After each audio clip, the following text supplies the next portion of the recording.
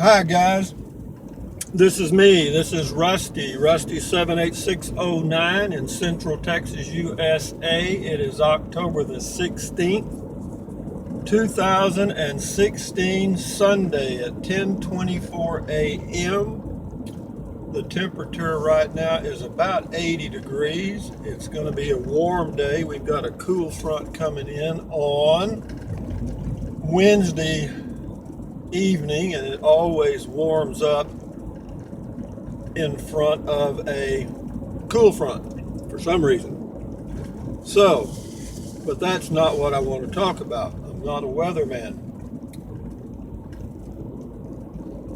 It just so happens that I have had a relative in the hospital the past few days. For the first few days, he was in intensive care and thought he had a heart attack, but he didn't. Turns out it's some other stuff.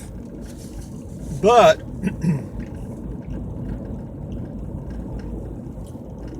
while in the hospital, I found out that there was a little incident at the hospital where a patient that was in ICU, intensive care, decided they didn't want to be in intensive care anymore, and they just unplugged themselves and proceeded to try to walk out.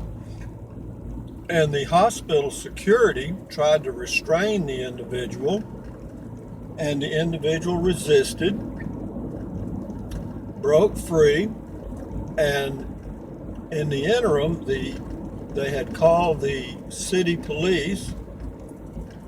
And so the city police showed up in massive force, like 8 of them, and proceeded to manhandle this individual and get him back in ICU. And they managed to sedate the man while he was being held by the police officers. Then the hospital personnel put the individual back into the bed in intensive care and rehooked him, I guess. Hooked him up to all the stuff. Now here's the question for the day. Since I live alone and there is no, quote, family around, I have some sons, but they're a long way away, and a sister, 2 sisters, but they're a long way away too. I went to the hospital it's been 3 or 4 years ago, and had a colonoscopy, and it's a outpatient thing. You go in and they do it. Well, that's what they told me, but here's what actually happened. You go in, they do the colonoscopy, and of course you're anesthetized. And then you wake up and it's done, and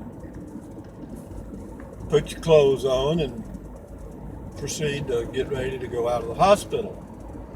Well, I got up and put my clothes on and walked up and down the hall. I felt pretty good, and so I walked up to the receptionist and I said, what else do you need? Is there anything I need to do? And she said, nope. You're dead. You're done. It's over. You're complete. All you have to do now is wait for somebody to come pick you up. Well, it occurred to me that I did not have anybody to come pick me up, nor had I made any arrangements for anybody to come pick me up, because they told me it was outpatient. When it was over, I could go home. Well, when they said I could go home, I made the assumption, and assumption is the mother of all mistakes, I made the assumption that I would be able to just drive myself home, because my car was in the parking lot. Anyway, so not having a definite plan at that moment, I mean, I know why they do it, of course. It's liability issues for the hospital. But that's not my problem, folks. If that's a liability issue for the hospital, then maybe they need to arrange a driver to come pick me up, take me home, if they really want to solve that problem. But be that as it may, what I did was I said, oh, okay, well, let me call somebody. So I put the phone to my ear and walked down the hall. And of course, I was being watched like a hawk, like I was a prisoner. And I hate that. I mean, I'm a free spirit. I can take care of myself. But I do understand the liability issues. And I'm sure I'm going to get some comments from people that were nurses, etc., and criticize me for my thinking.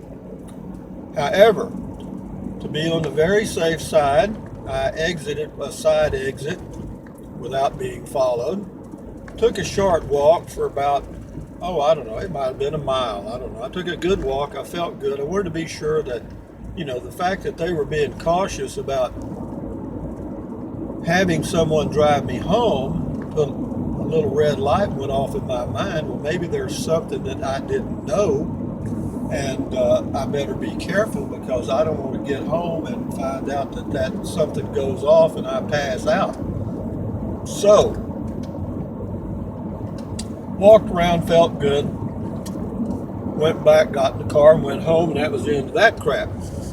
So, but my point is, if I'd have been in the hospital, let's just say I'd have been admitted with chest pains, okay?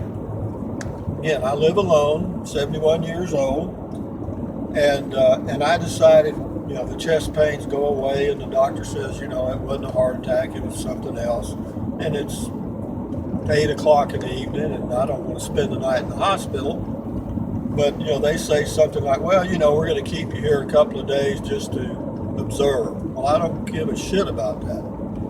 So, let's just assume further that I got up, put my clothes on, and left the hospital, or tried to leave. And I'm not in intensive care, I'm just a regular patient. I'm in my room, and I decide I don't want to be there and run up a big bill because I have to pay 20% of everything because I'm on Medicare and I don't have Medigap coverage. So let's just assume that I'm trying to leave the hospital and the hospital security says, sir, you can't leave. Well, he's going to tell me I can't leave the hospital because that's his job. And I'm probably going to tell him to go straight to hell. Okay? I will point out, I say, look, I know this is your job, but I'm a free spirit. And I've decided I'm going home. I feel fine. I'm under no medication whatsoever. So, adios amigo. Well, then this thing's going to escalate because probably he's going to try to restrain me. Okay? And he's probably had some training that will make it a little difficult at my age for me to overcome this obstacle between me and freedom. But I do know a few moves. I mean, he may not know that I know them. And so that would be a definite mistake on his part. Or her part, doesn't matter. So let's go on further down the trail here. And let's just say that old Rusty, me, this particular security guard, or whatever he happens to be at the hospital, puts his hands on me, and I plug him, and he goes down for the count, and I exit the hospital and get home. Then the police come and they try to arrest me for assaulting that guy. Okay? And I get in a shootout with the police and get killed after killing a police officer. Now, what's the moral to that story? Is the moral to the story don't go to the hospital, period? Or what are or know your rights when you enter a hospital? In other words, can you be forcibly kept in a hospital? Can you be forcibly kept against your will in a hospital in the United States of America? Or are you free to get up and walk out that son of a bitch anytime you want to? That's my question. I do not know. But I have to tell you this, and I told my sister this earlier today, that having found all this out, if I have chest pains, I ain't going to the damn hospital. That's the end of that shit. No, I'll just either die or I'll get better. That's the way that's going to work out. Because I am not going to submit to going in a hospital and being subjected to prison circumstances. Now, I could be wrong on all this. I've been wrong on lots of things in my life. Many, thousands. But I wonder what your rights are as a patient, whether you're in intensive care or just admitted for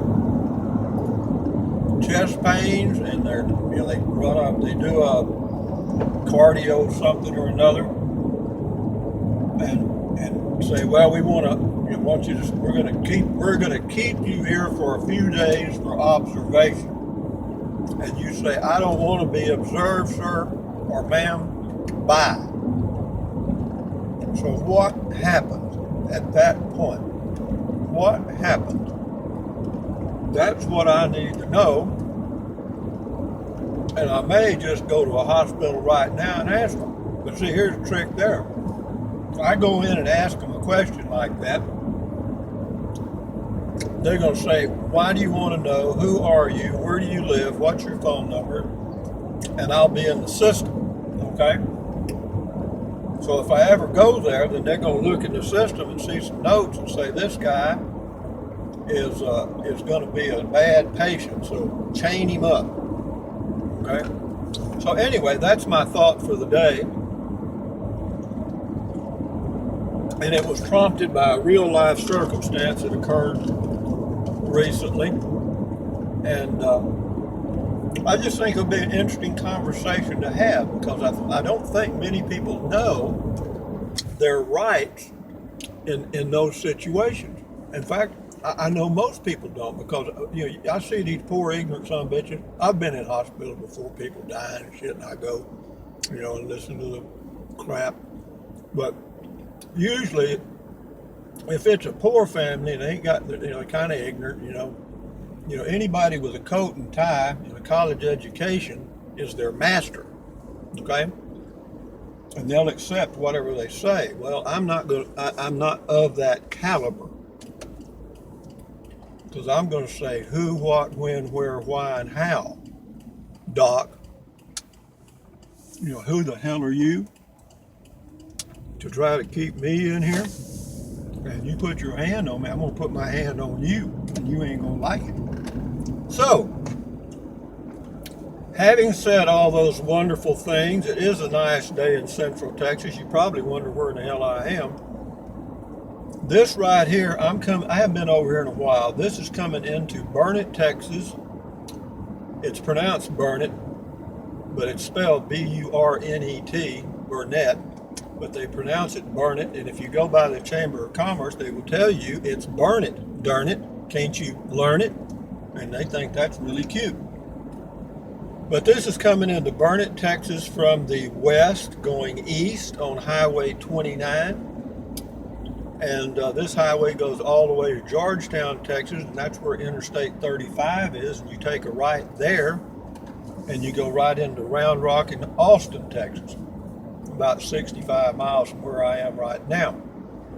This is a nice little hill country town. It's not on a lake. It's not on a river. It is just a nice little hill country town. And they don't have a Walmart here. They have managed to keep them out.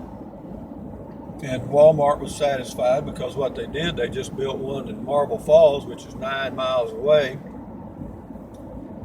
And they put it on the close this side, Marble Falls, close to Burnet. So they still sucked all the pharmaceutical business out of here. They closed down the pharmacies except for one, or two, excuse me. There's a grocery store that has a pharmacy. The eye doctors immediately went out of business because they have a vision care center in Marble Falls. And that's in every hardware store. They've got one here that's hanging on. They do pretty good. It's an old family-owned hardware store called Hoover's. So, having said all that, if anybody has a thought about what are patients' rights in a hospital, can they really restrain you and force you to stay there? I'm not liking this, folks. I mean, I wouldn't. When I found out they actually called police to force this individual back into ICU and restrain that individual while they gave him a quote sedative or whatever it was, I'm thinking there's something wrong with that. I'm really thinking there's something wrong with that. But, you know, the family members probably accepted it because this individual might have been just an old rounder like me, and the kids probably got tired of his crap like mine might someday, and they say, shit, restrain him, shoot him up, you know. So anyway, having said all that, guys and girls, y'all have a good day. I'll have a good day. Thumbs up. Carpe diem. Adios. Bye bye. Buy American made when you can. If you can't buy American made, make it yourself. And if you can't make it yourself or buy it, you may not need it. You just may not need it. I'm going to take a ride here if I don't get run over. And go look at these things again. Why am I going to go look at these things? I have no clue.